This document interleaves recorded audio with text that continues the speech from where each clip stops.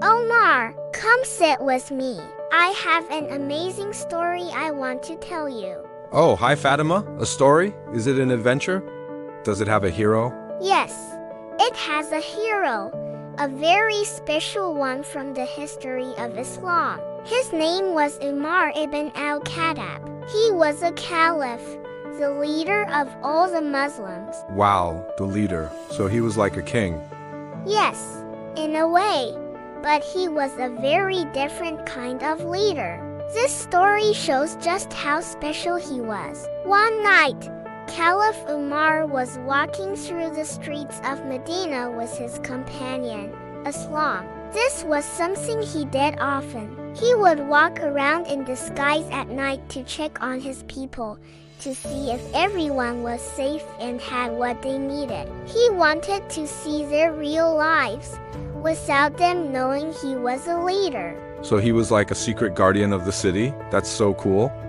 Exactly. As they were walking, far outside the city, they saw a faint light flickering in the darkness of the desert.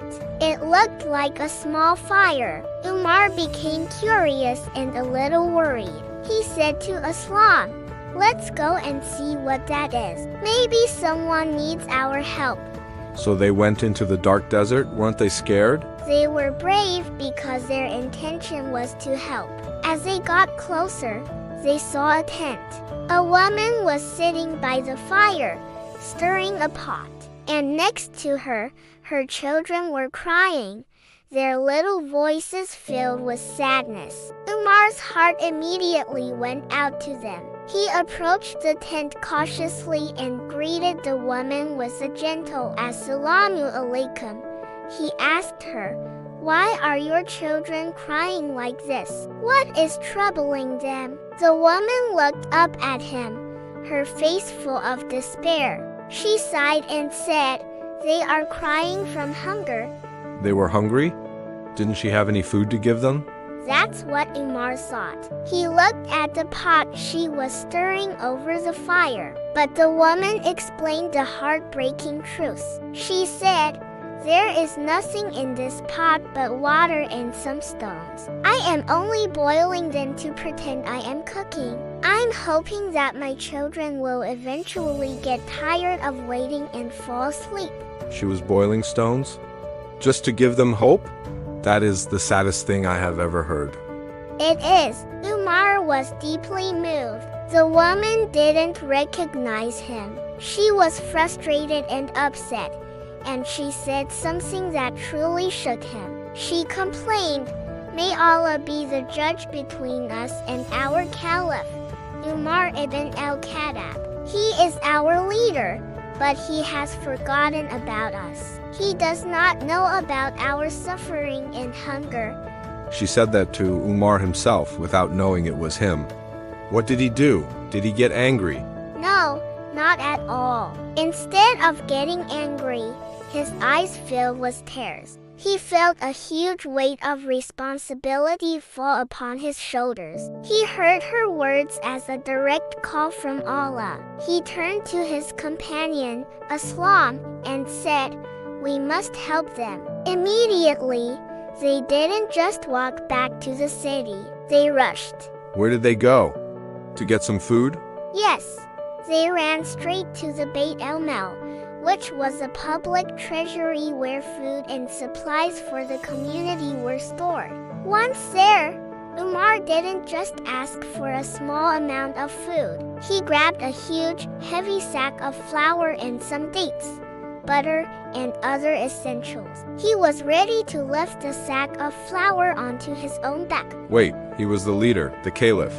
He was going to carry that heavy bag himself? That's right. His companion, Islam, was shocked. He immediately offered, "O Commander of the Faithful, please, let me carry it for you.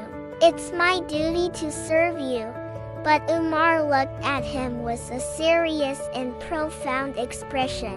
He said, "Islam, you might carry this bag for me in this life, but on the day of judgment, will you be able to carry my sins for me?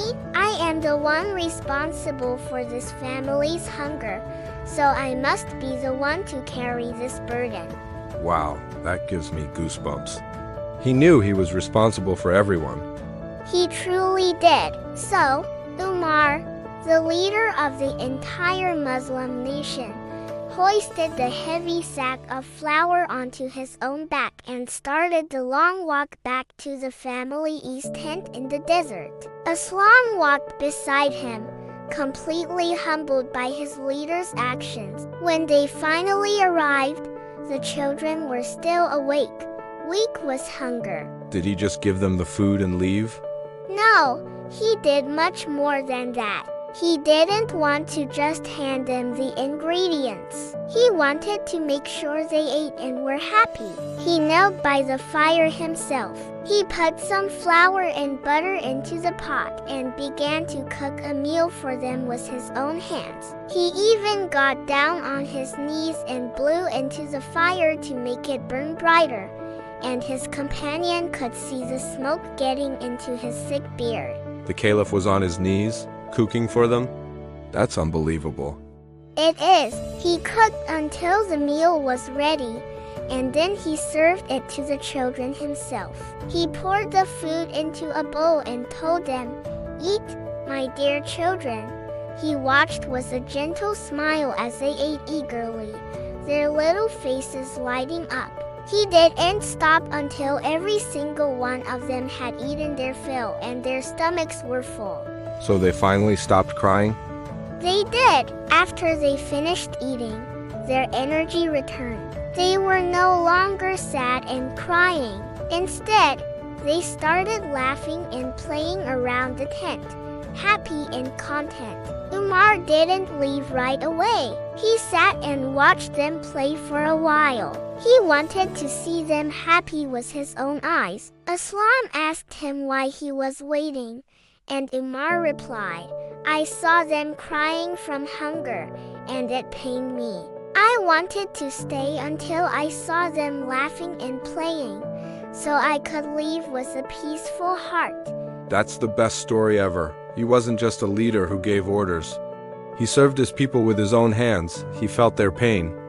Exactly, Omar. That is the essence of true leadership in Islam. Umar ibn al-Khattab taught us that a leader is a shepherd, responsible for every single person under their care. It's not about power or fame. It's about humility, compassion, and service. He showed us that the best leaders are the ones who feel the burdens of their people and carry them as their own. And that's a lesson for all of us, not just for leaders. Thanks for sharing that, Fatima. It makes me think about how we should always try to help others, no matter who we are. Umar was a true hero. He certainly was. Thanks for listening, Omar. Let's remember his story and try to be like him in our own small ways. Be sure to subscribe for more amazing stories from our history.